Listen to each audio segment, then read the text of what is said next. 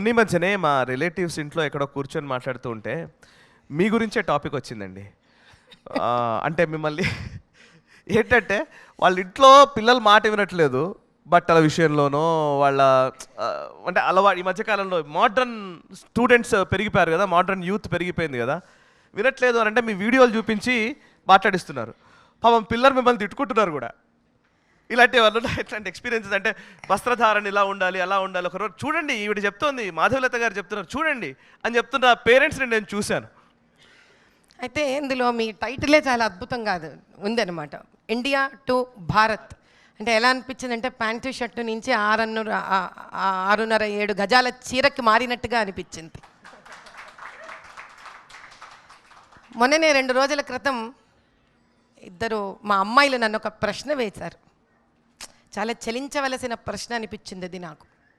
బహుశా ఇక్కడ పిల్లలేమొచ్చే పెద్దలు చాలా మటుకు పురుష ఆధిక్యత ఉంది, మీరందరూ అంతర్గతంగా నన్ను తిట్టుకుంటారు. ఆ ఇద్దరు అమ్మాయిలు నన్ను ఒక ప్రశ్న వేశారు.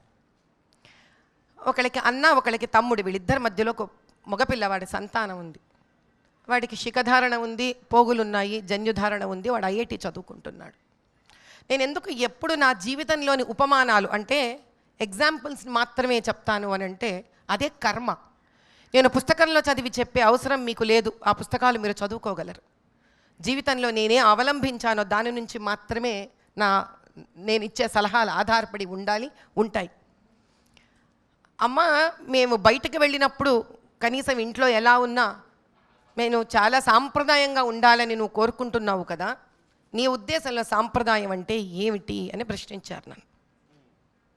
ఏమని తల్లి, లక్షణంగా బొట్టు పెట్టుకోవడం, గాజులు వేసుకోవడం, లంగావోణి వేసుకునే వయసులో అయితే లంగావోణి, చీర కట్టుకునే వయసులో అయితే చీర కట్టుకుంటే ముచ్చటగా ఉంటుంది తల్లి, మరి బోసి మెడతోనూ ఏమీ ఉండకుండా.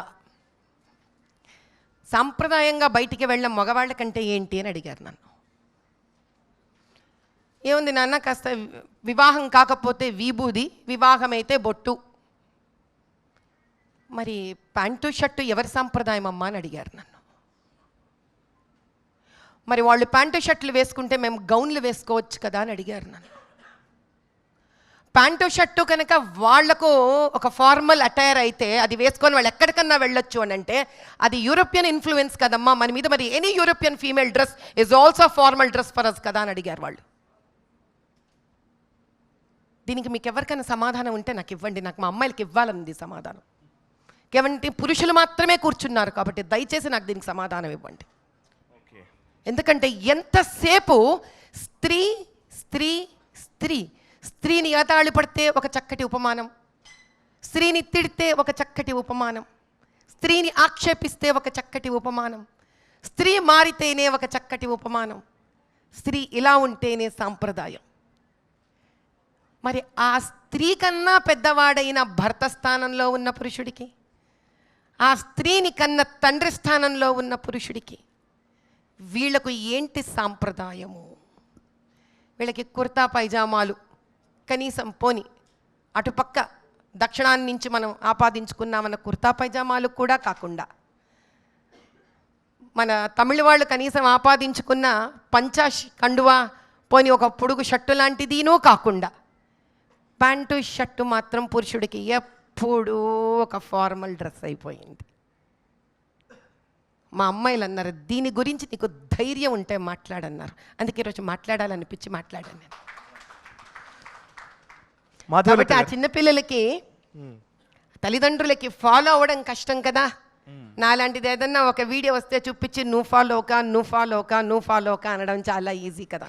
అందుకే నాది చూపించి బహుశా పిల్లల్ని ఫాలో అవ్వమంటున్నారు. వాళ్ళు తిట్టుకోవడంలో ఏమీ తప్పులేదు, ఇంట్లోనే తిట్టుకుంటున్నారు కాబట్టి బయట కూడా తిట్టుకుంటారు నన్ను. ఈ వీడియో మీకు నచ్చినట్టయితే లైక్ చేయండి, 10 మందికి షేర్ చేయండి. అలాగే కామెంట్ల రూపంలో మీ అభిప్రాయాలను మాతో పంచుకోండి. Nationalist hub group of channels ను సబ్స్క్రైబ్ చేసుకుని తెలుగునాట జాతీయవాద జర్నలిజాన్ని ప్రోత్సహించండి. ఈ వీడియో కింద ఉన్న బెల్ ఐకాన్ పై క్లిక్ చేయడం మర్చిపోవద్దు.